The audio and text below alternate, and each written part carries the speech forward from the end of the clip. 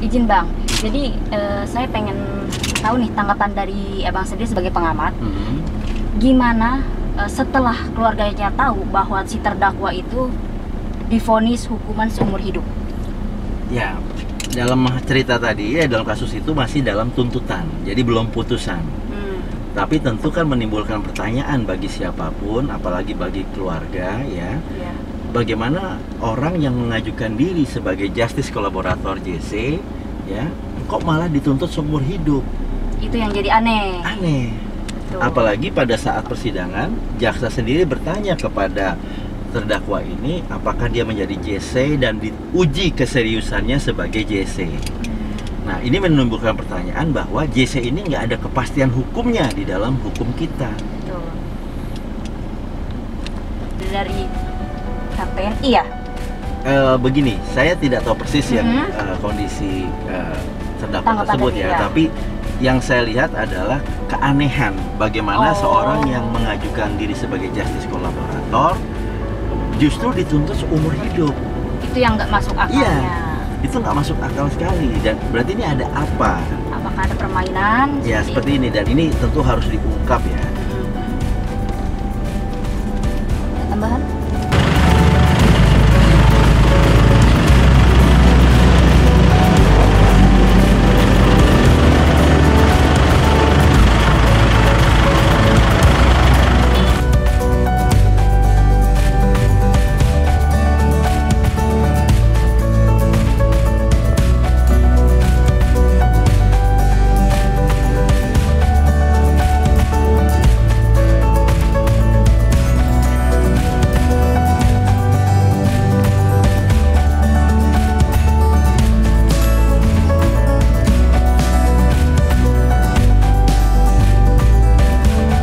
Selamat siang Bang Tito, apa kabar? Selamat siang, baik. Bang, berkaitan dengan kasus Jiwasraya yang makin hari makin memanas Bang. Kabar terakhir, kalau boleh tahu, apa yang membuat Jiwasraya ini dapat dikatakan kasus yang dapat dikatakan ya alot ya di ranah hukum ini Bang? Silakan Bang, sampaikan. Yang menarik dari kasus Jiwasraya adalah ya, ketika kita melihat angka kerugian negara di dalam dakwaan itu adalah 16,4 atau 5 triliun ya, 16 triliun sekian. Ternyata di kemudian hari belakangan ini kita tahu ada bailout pemerintah sebesar 20 triliun. Nah, ini kan ada selisih sekitar 3-4 triliun. Ini menimbulkan pertanyaan, sebenarnya berapa jumlah kerugian Jiwasraya? Jangan sampai pemerintah sudah injeksi 20 triliun, ternyata nanti ada lagi. Karena ini aja ada selisih 3-4 triliun antara kerugian di dalam dakwaan dengan bailout pemerintah 20 triliun. Ada apa ini? Sementara uang sebesar itu kan sangat bermanfaat untuk masyarakat dalam kondisi pandemi sekarang ini.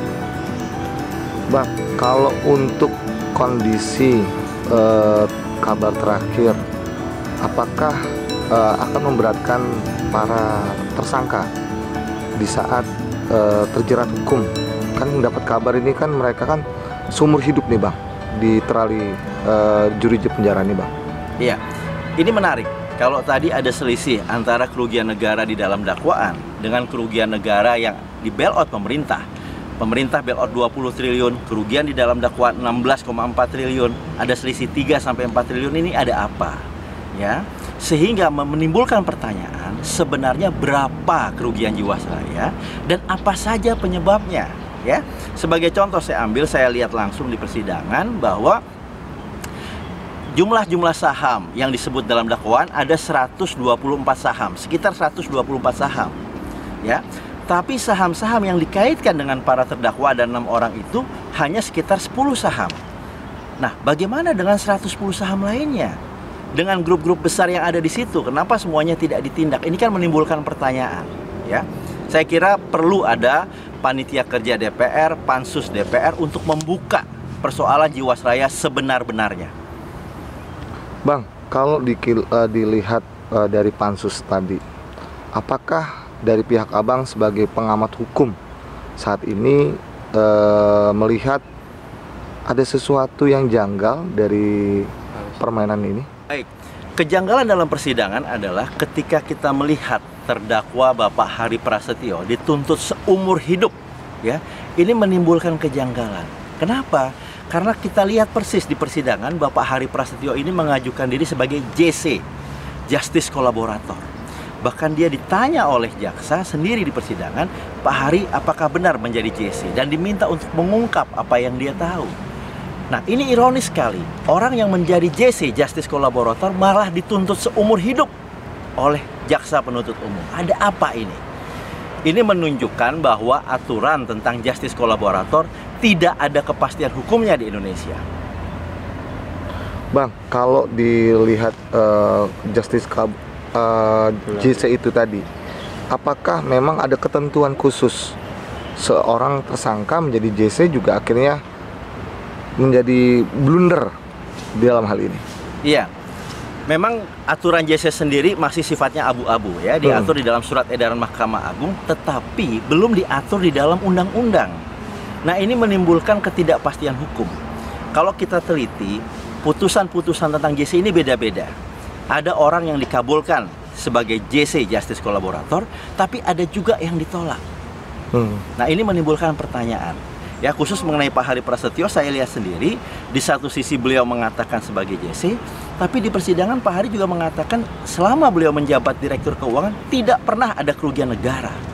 Dan selama yang bersangkutan, ya, Pak Hari Prasetyo dan Direksi Jiwasraya ini menjadi Direksi Jiwasraya selama 10 tahun, selalu diterima pertanggungjawabannya oleh RUPS, oleh Dewan Komisaris. Ada apa ini? Ini yang harus diungkap oleh DPR dengan membentuk panja dan pansus.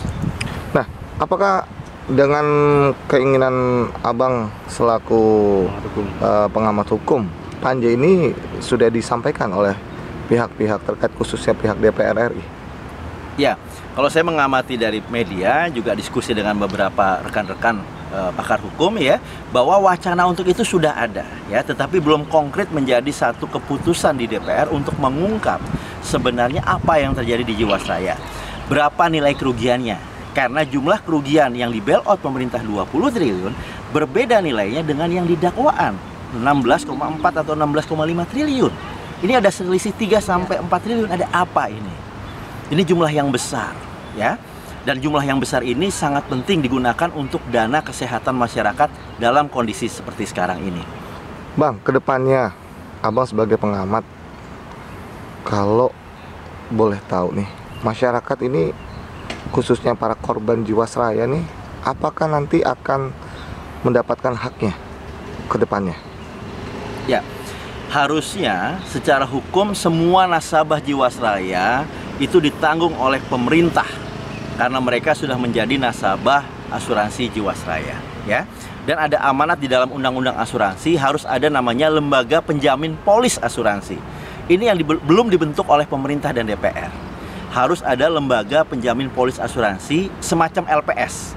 Kalau di perbankan ada LPS, lembaga penjamin simpanan, di asuransi harus ada lembaga penjamin polis asuransi. Jadi satu perusahaan asuransi ada satu lembaga penjaminan seperti LPS yang dibentuk oleh pemerintah, yang menjamin apabila perusahaan ini gagal bayar, perusahaan ini tutup atau bangkrut, dijamin oleh lembaga penjamin polis asuransi. Harapan ke depan, Bang, dari pihak Abang?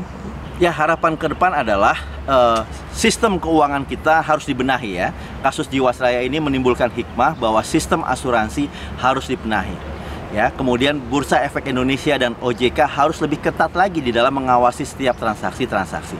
Saya kira itu yang perlu ke depan. Baik, terima kasih Bang atas waktunya. Semoga kasus Jiwasraya ini bisa mendapatkan solusi yang terbaik untuk negara dan Jiwasraya itu sendiri beserta nasabah-nasabahnya, Bang. Baik. Terima kasih Bang atas waktunya. Terima kasih.